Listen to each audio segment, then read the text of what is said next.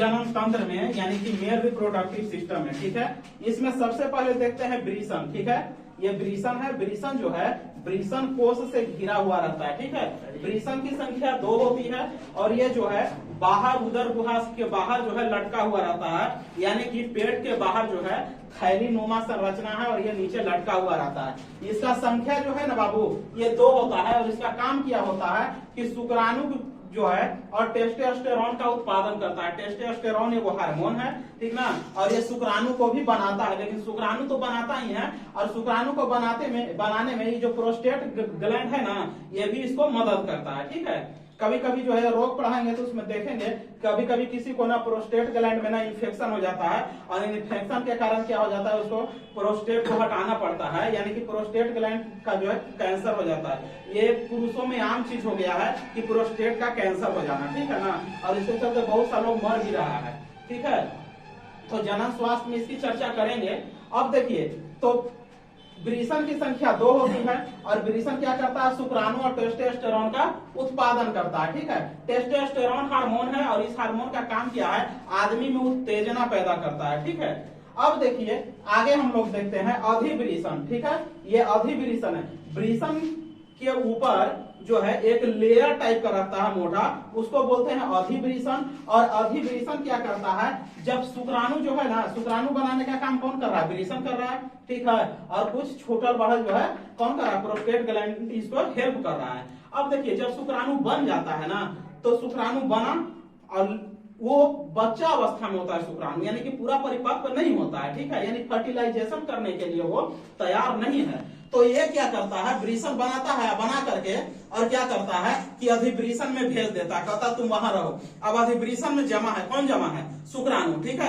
अधिवृषण में जब शुक्राणु जमा है तो वहां पे क्या होता है कि ये परिपक्व होता है, यानी वहीं पे बढ़ता है और वहीं पे जो है परिपक्व अवस्था में यानी मैच्योर हो जाता है। यानी मैच्योर का मतलब ये हो गया कि ये जो है फर्टिलाइजेशन करने के लिए निषेचन की क्रिया करने के लिए अब रेडी हो गया है, ठीक है। इसके बाद आता है सीसन, ठीक है, इसको बोलते हैं सीसन। और ये सीसन जो है आगे सीसन द्वार पर खुलता है और इसी के अंदर जो है ना क्या होते हैं कि यहाँ से देखोगे तो यहाँ से दोनों ज्वाइंट होता है, यानी मूत्र मार्ग और क्या बोलते हैं सीसन द्वार से ये प्रोस्टेट ग्लैंड के पास से ये दोनों जुड़ा होता है। यहाँ पे क्या होता है ये शुक्राणु को सीसन का मेन काम जो है 2 ही चीज है, एक तो मूत्र का विसर्जन करना, यानी कि हमारे शरीर में जब अवशिष्ट पदार्थ बन जाता है, ठीक है, जैसे यूरिया वगैरह का जो है इशू होता है तो हम उसको क्या करते हैं मूत्र के जरिए यूरिन के जरिए यूरिया के जरिए जो है बाहर कर लेते हैं। दूसरी चीज है कि ये सीसन क्या करता है कि जो स्पर्म बनता है इसको जो है मादा की योनि में पहुंचा देता है, यानी मादा में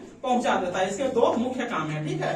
अब देखिए इसके बाद हम लोग देखेंगे निषेचन। निषेचन की क्रिया क्या है तो हम लोग देखे थे कि एक नर युग्मक था जिसको हम लोग स्पर्म बोले थे, ठीक है ना, और मादा युग्मक था उसको हम लोग क्या बोले थे अंडा, ठीक है। तो अंडाणु और स्पर्म ये दोनों का जब संयोग होता है यानी एक साथ मिलता है उसी क्रिया को हम लोग निषेचन बोलते हैं, ठीक है।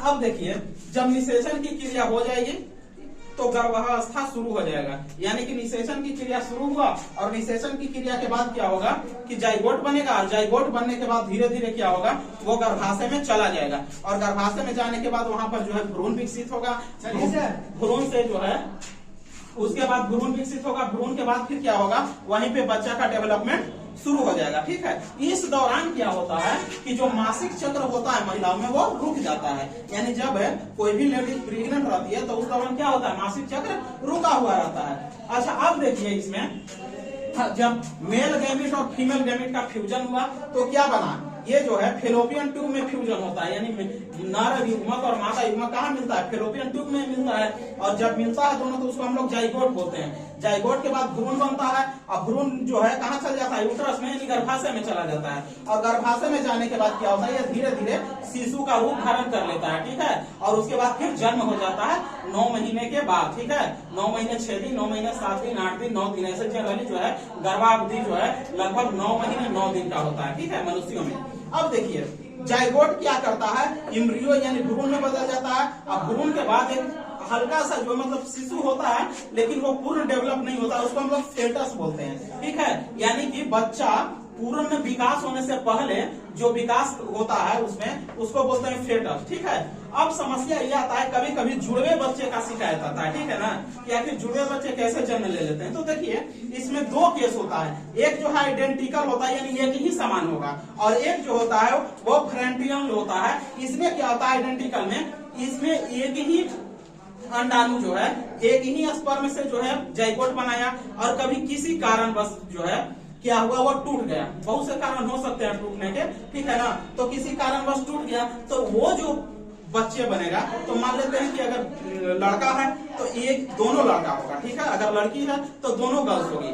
अब देखिए दोनों का चेहरा, ठीक है, दोनों का डीएनए, दोनों का फेस एक जैसा होगा, किसमें, आइडेंटिकल में, ठीक है ना, लेकिन दोनों का फिंगरप्रिंट अलग अलग होगा, ठीक ना, फिंगरप्रिंट अलग होगा, बाकी दोनों का डीएनए एक जैसा होगा, दोनों का फेस एक जैसा होगा, ठीक है। तो ये सारे चीजें उसमें मिलती है। दोनों का सेक्स भी एक जैसा होगा, अगर दोनों लड़का है तो दोनों ही लड़का होगा, अगर लड़की है तो दोनों ही लड़की होगी, क्योंकि एक ही अंडाणु का एक ही युग्म से ना एक ही जाइगोट को टूट के बनाना है, ठीक है। लेकिन फ्रेंटियल में क्या होता है, इसमें क्या होते हैं कि जो जाइगोट होता है वो दो अंडाणु है और दो अलग अलग स्पर्म है। तो बताइए जब दो स्पर्म है और दो अलग अंडाणु है और वो दोनों जब अलग अलग निषेचन की क्रिया करेगा, तो बताओ कोई जरूरी है कि एक ही सेक्स होगा, एक जो है लड़का भी हो सकता है, एक लड़की भी हो सकती है ना, दोनों लड़का हो सकता है, दोनों लड़की हो सकती है, ठीक है। लेकिन समस्या क्या है, दोनों का फेस मिलेगा, नहीं मिलेगा, ठीक है, कोई गोर कोई करिया भी हो सकता है, इसमें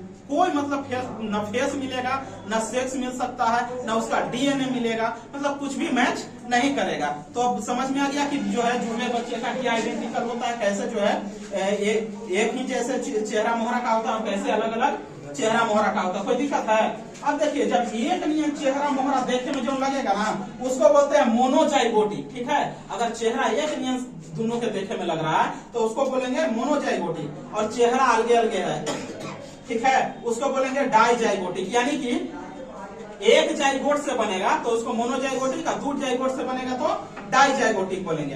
अब देखिए परखनली शिशु की बात करते हैं, तो इसमें क्या होता है आदमियों में कि किसी के अंडाणु को और स्पर्म को बाहर निकाला गया और बाहर फर्टिलाइजेशन की क्रिया कराई गई, बाहर है, ठीक है ना, एक सुटेबल इन्वायरमेंट में बाहर जो है क्या किया गया कि उसको निषेचन की क्रिया करवाया गया, और उसके बाद फिर क्या किया गया, जब जाइगोट बना ना तो कोई महिला के अंदर उसको डाला गया, ठीक है, कोई दिक्कत यहाँ तक। अब वो पहला परखनली शिशु जो है ब्रिटेन में जन्म लिया 25 जुलाई 1978 को, ठीक है, उसका नाम था लुई ब्राउनी, ठीक है, पता नहीं उसका बाल ब्राउनियन होगा तो नाम था ब्राउनी, है ना, पता नहीं कोई तोतरा रहेगा तो बोनियो बोल देगा। अब भारत में 6 अप्रैल 1986 को मुंबई बहुत बड़ा सिटी है और बहुत अच्छा सिटी है ना, वहीं पे मुंबई में इंदिरा नाम का परखनली शिशु का जन्म हुआ। भारत में पहला बार इंदिरा जो है वो जन्म ली कहा, मुंबई में 6 अप्रैल 1986 को, ठीक है। अब देखिए इसके बाद हम लोग देखते हैं सेरोगेट मदर, ठीक है, बहुत सा लोग अभी